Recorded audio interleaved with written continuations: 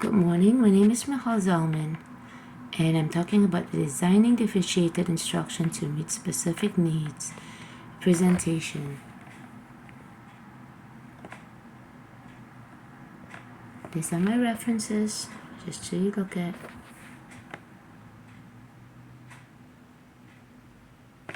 Okay, we're going to talk about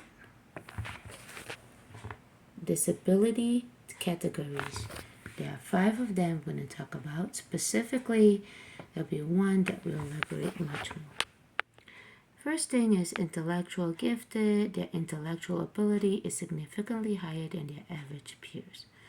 In terms of academic skills, they have aptitude in multiple or specific areas, social skills extraordinarily sensitive towards others, communication skills self-aware or proper adequate.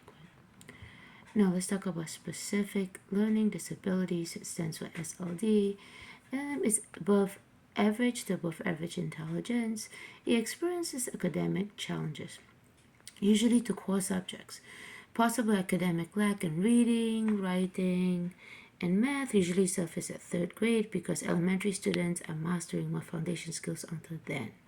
In terms of social skills, they can fail to recognize social cues, poor timing, circle time, communication skills. They're self-aware of the adequate. They don't always do it, but they know. Okay, now we're going to talk about the next one, which it's a little more detailed. Thing about autism. What is autism? It's a neurological disorder which results in a spectrum of developmental disabilities. It affects its language, communication skills, learning, development, and other aspects of their crucial life. In academics, some may have an aptitude in certain subjects. They may be very, very, very good in math, but it's core 7 skills, but they struggle in other subjects.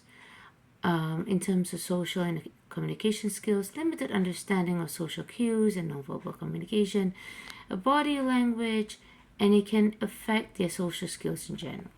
So we're going to talk more about the differentiated instructional strategies. You have the UDL, which stands for Universal Design for Learning. It allows autistic students to participate through presenting materials using huge visuals instead of words, increase the contrast between the image and the background.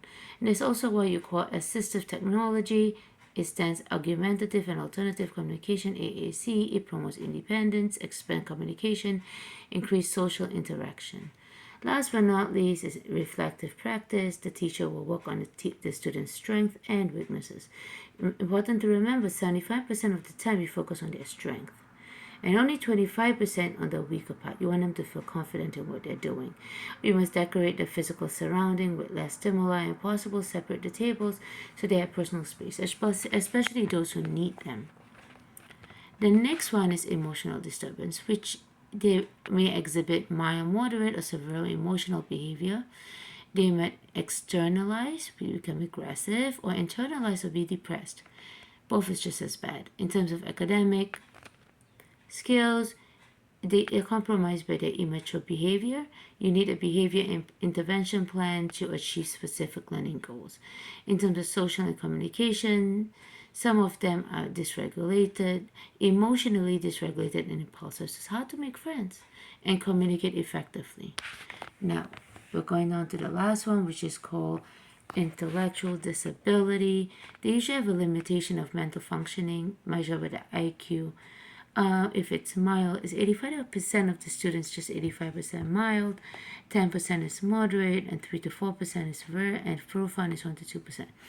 In terms of academic skills, they have, with a mild intellectual disability, you can get up to 6th grade academically, but they need a lot of support. Moderate until 2nd grade in terms of academic skills, and for others, it may be much more challenging. In terms